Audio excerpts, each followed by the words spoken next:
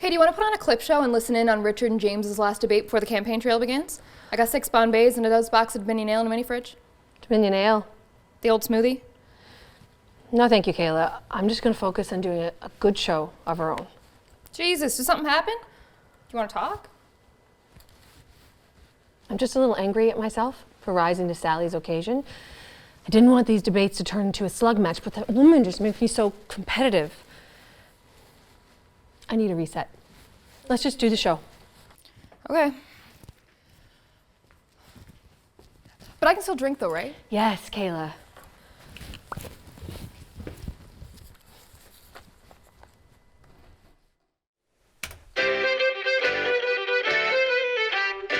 Well, I hope they can sew it back on, my dear. We all need to be able to count to 10.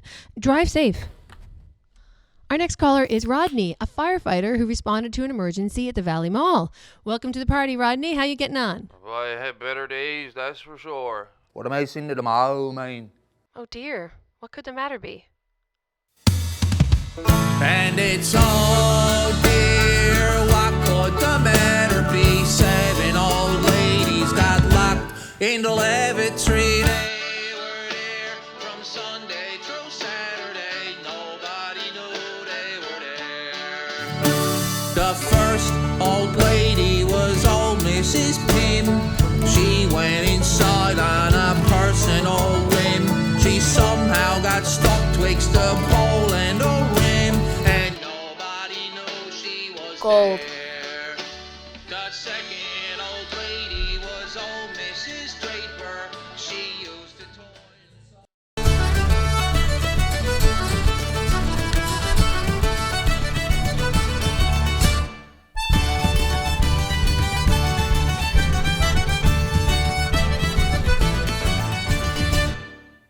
Okay, gentlemen, let's take a caller. Harry from Labrador, you're on the line. Hello, Sally. Hello, Harry. How are you doing? I'm friggin' outraged. Well, Harry, what's got you so... Either of you knuckleheads have any idea just how far the arse has completely blown out the back of the proverbial shit shorts? Well, Quiet! okay. We have some massive problems with Muskrat Falls. Because of its lock on Churchill Falls, Hydro-Quebec controls the watershed and can stop sending water downstream whenever it wants. It refuses to generate electricity to the time you get maximum prices in the US. Then they can turn around at midnight, export cheap US power to save their own water supply. Muskrat Falls is a hand-me-down power station and it's friggin' useless. Well, it's not useless, Harry. Tis useless. It's like we ripped the guts out of our beautiful province for no reason at all. I've traveled far by the northern star since the day that I was born. From the Caribbean to New Orleans, I've been inclined to roam. And the beauty I've seen and the places I've been, I thought I'd see no more. Till I saw the lights that shine so bright in the skies of Labrador.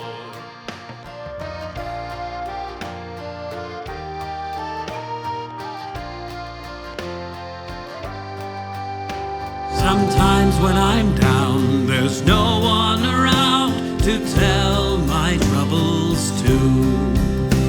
I stroll outside and I gaze at the sky, and I'm no longer blue.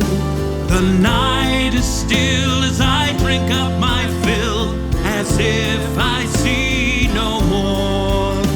Those northern lights that shine so bright in the skies of Labrador. My time will come like every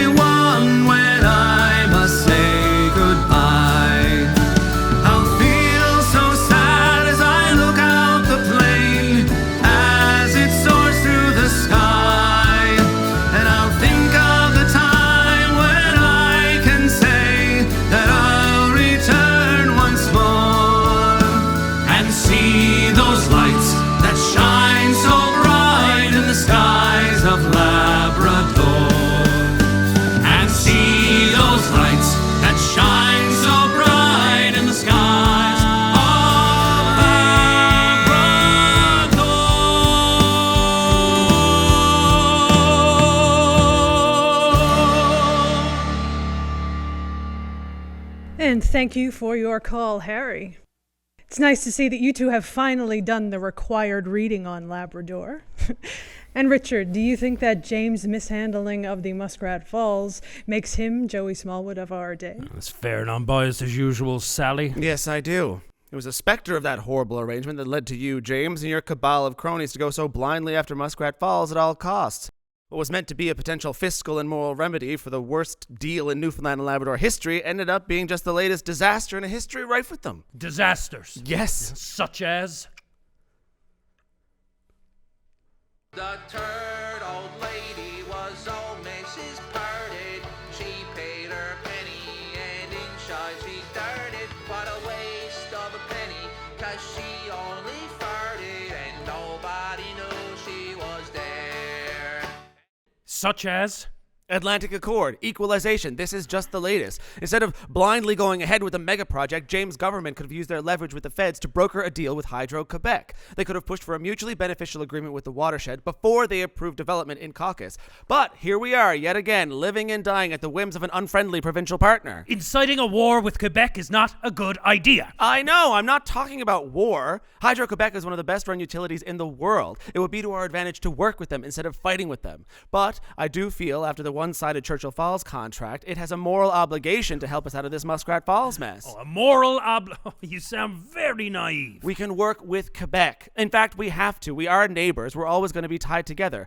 The two provinces could develop the other 5 rivers flowing from Lab City to the north shore of Quebec as equals, from the Romaine River to the St. Paul. Right, because that's short-eaten to the deficit. James, you're missing it. Interest costs on debt are among the key costs in a hydro project. And with interest costs being so low and the province being in the trouble that it's in, this could be the ideal time to build more hydro projects. Richard, you're dreaming. It could create wealth and employment for both provinces.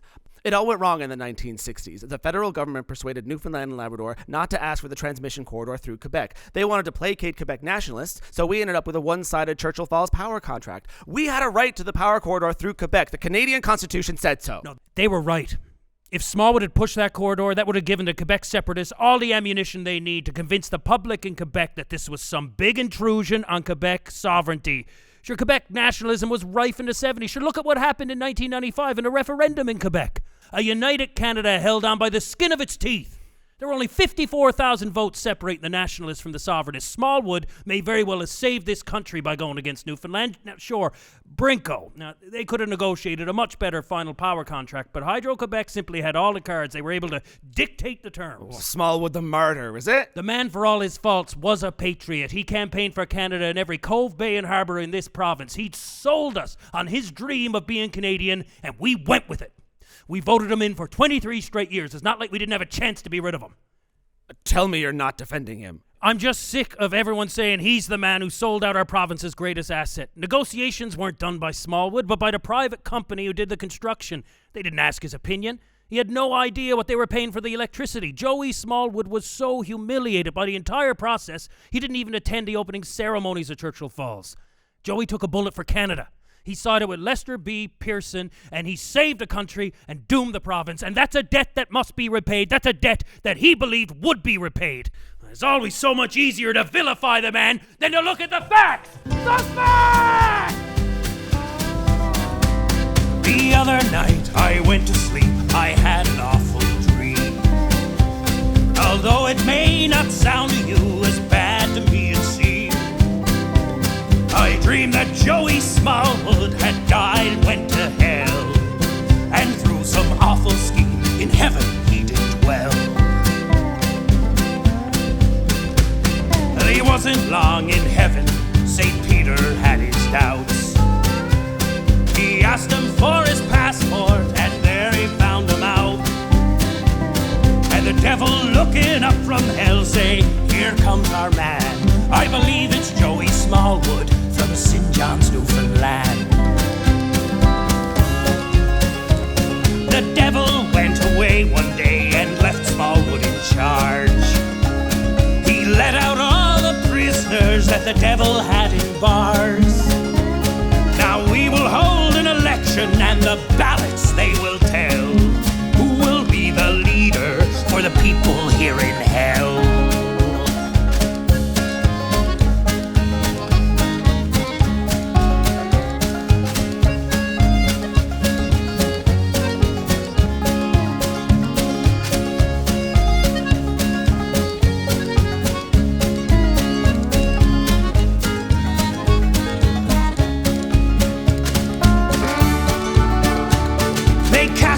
ballot papers, they give it to all hands. There were many kinds of people there from far and distant lands. And when the ballots they were told, there was a cry of woe. Smallwood was defeated, and the devil won his rule.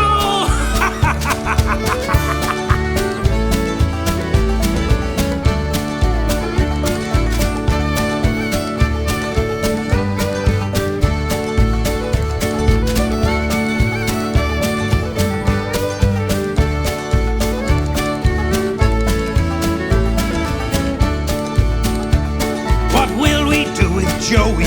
The devil asked the crowd. We'll throw him in the furnace, they shouted out aloud. They opened up the furnace doors, I saw the fiery blaze. The sight of that, it woke me up, and that was Smallwood's dream.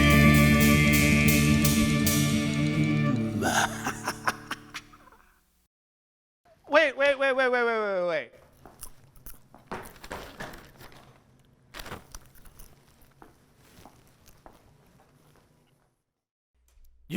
You're actually defending the man. No, he did the wrong thing, but for the right reasons. He was naive, yes, but he doesn't deserve to be the villain for all of history. So it's the people's fault. Is it they got what they deserved for trusting the wrong man? The man who was supposed to protect them. Protect them. Not one premier from Smallwood to Ball was fit for the job. Not one elected official. You never had the common sense, let alone the business sense to do the right thing. They found the disease and you just sat there, stunned, frozen to your seats. Disease? You let her die. You let her die this slow, painful death because you're too busy with your own legacy to notice. You let her die alone. I wish I had someone to love me, someone to call me their own, someone to stay with me always. I'm weary of being alone. Meet me tonight in the moonlight.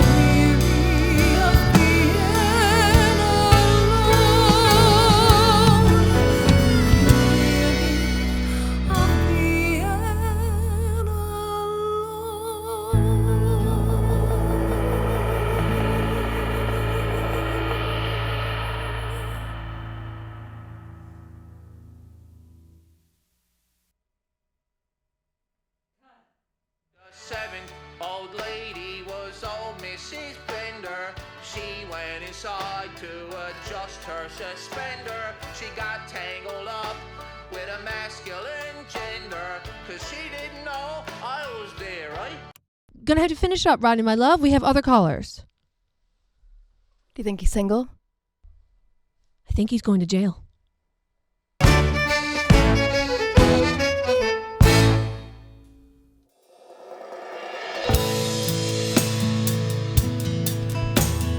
What will you do when the rain comes and summer days are drawing to an end? You love me still in the early morning chill. Will you whisper my name to the wind? How many times have I told you that I love you more than words can ever say? Stars in the skies could never match your eyes, or the sunlight, the color of your hair. Oh, how I wish it was springtime once again, and I could hold you close in my arms. What will you do when the rain comes and autumn leaves are falling to the ground? Will you be my friend at summer's end? Will you still meet the loving we had found? We are talking with James Callahan. The lines are open. Thank you for agreeing to come on after such a eventful morning on the other show. I'm happy to be here, Emma. Well, why don't we just jump right in? Clyde from Port au Bras, you're on the air. Yes, hello. I loves the show. Thank you, Clyde. Do you have a question for Mr. Callahan? Yes, I do. What do you think of the chances of this Atlantic Loop talk to help us out?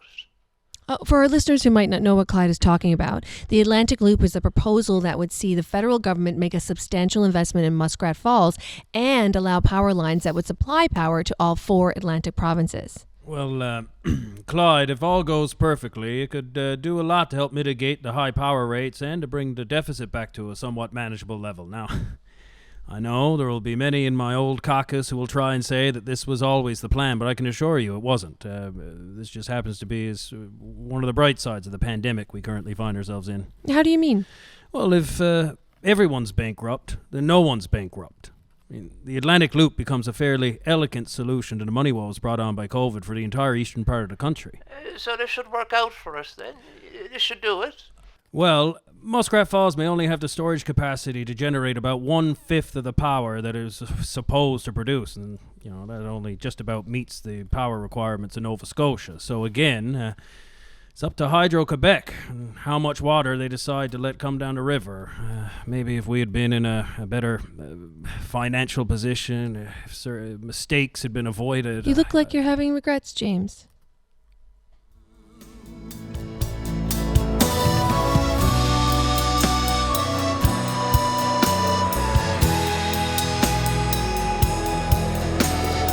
All the long year I will love you, no matter if the sun shines high or low. There'll be no clouds to hide the love I feel inside. There'll be no place for teardrops to flow.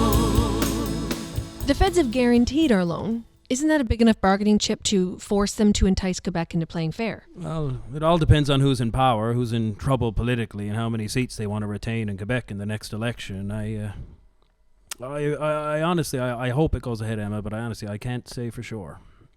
So, what does Newfoundland and Labrador need to do to right the ship? Where do we put our hope? Well, anywhere but in a savior. No more messiahs. What we need is good governance, fresh ideas, and the courage to implement them. And oh, how I wish it was springtime once again, and I could hold you close in my arms. What will you do when the rain comes and summer days are drawing to an end? Will you love me still in the early morning chill? Will you whisper my name to the wind? Will you love me still in the early morning chill? Will you whisper my name to the wind?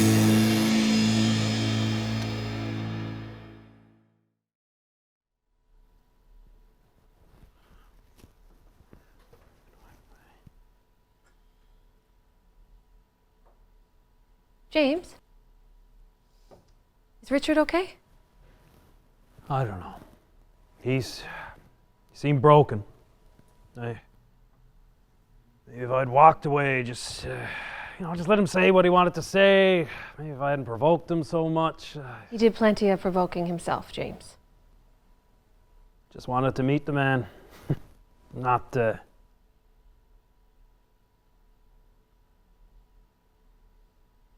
I should go.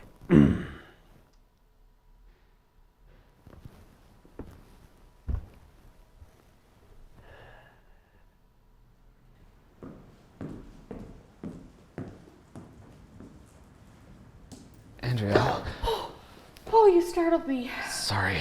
Oh. What are you doing here? I ask myself that question every day. I came back here to do an audit, and what I saw just reminded me of how bad things can get when people are careless, inattentive. Have you ever lost anyone to cancer? Yes, my mother. Stage 4 by the time they found it. Not much they could do. Thinking back, I feel like she knew there was something wrong for a long time, but she was too scared to check. When I first read about Muskrat Falls, I kept saying to myself, how could anyone screw something up so much? You know, the project management team hired Astaldi to do the concrete because they were the lowest bidder, but they never once considered if a concrete firm from Italy would have a problem with our Labrador climate. The software that'll bring power to the island part of the province isn't ready, now slated for an unspecified time in 2021. That's keeping high-polluting oil burners online at the Holy Regenerating plant. The horrible financing plan and delays have destroyed any chance of the power being cost-effective. I mean, at 23 cents per kilowatt hour, they say they could cover the financing for the entire project. Meanwhile, at 12 cents per kilowatt hour, the government already gives its users a rebate to offset the cost. So how does raising the cost make any sense? I've read the report, Richard. Where are you going with this? I should have listened to you. Your advice. I was rude, arrogant. It wasn't the first time I ignored something important. Beth was always there to wrap my knuckles or calm my mind, and she wasn't. And if I'm honest, I was never really there, even when I was. I should have been more attentive. If only I'd listened to her when she said she wasn't feeling well. You know, I gave everything to my work. If I'd been a better husband, I might have noticed something, some change in her. And we could have caught it earlier, before it was too late, before we were past the point of no return. By the time they found it, there was enough money in the world that could save her. Everything that I'd worked for was suddenly pointless. The only thing I ever loved was gone. Well, what about us? In this damned province of ours? We could use your help. I don't know. I don't think I could bear failing again, not when the stakes are this high.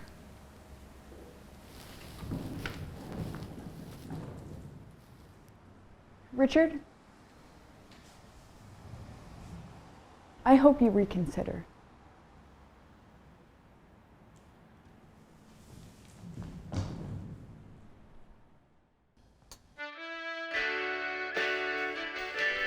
Well, that was quite an eventful morning on the show, and Richard, if you are listening, I do hope that you are okay. See, it's in times like these, and I'm reminded of how much pain there is out there in the world right now.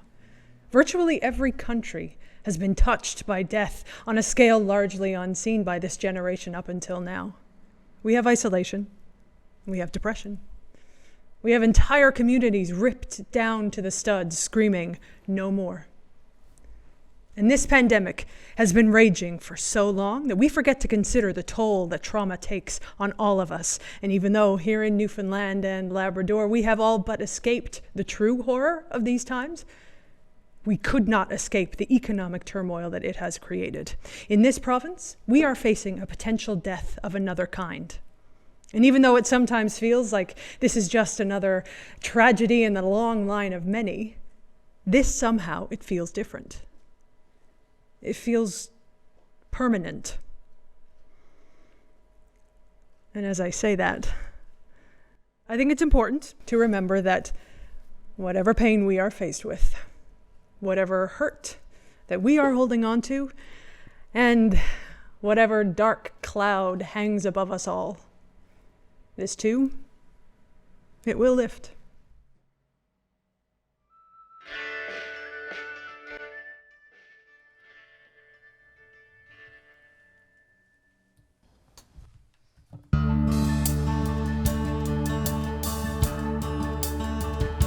Let us pause in life's pleasures and count its many tears. There are frail forms fainting at the door. There's a song that will linger forever in our ears. Oh, hard times come again no more. 'Tis a song, the sigh of the weary. Hard times come again no more.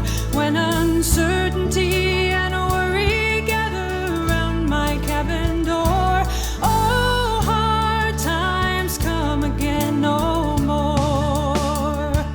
'Tis a sigh that is wafted across the troubled wave. 'Tis a wail that is heard upon the shore. 'Tis a dirge that is murmured around the lonely grave. Oh, hard times come again no more. 'Tis the song, the sigh of the weary. Hard times come again no more. When uncertainty and worry gather round my cabin door. Oh, hard times come again no more. Shall we wring our hands with worry, surrender to our fears, while pestilence comes knocking at our door? When this long night is over, will our hopes have disappeared? Oh, hard times come again no more. 'Tis the song, the sigh of the weary. Hard times come again no more. When uncertainty and worry gather round my cabin door. Oh, hard times come again no more. Turn around. Take me back. 'Tis the song, the sigh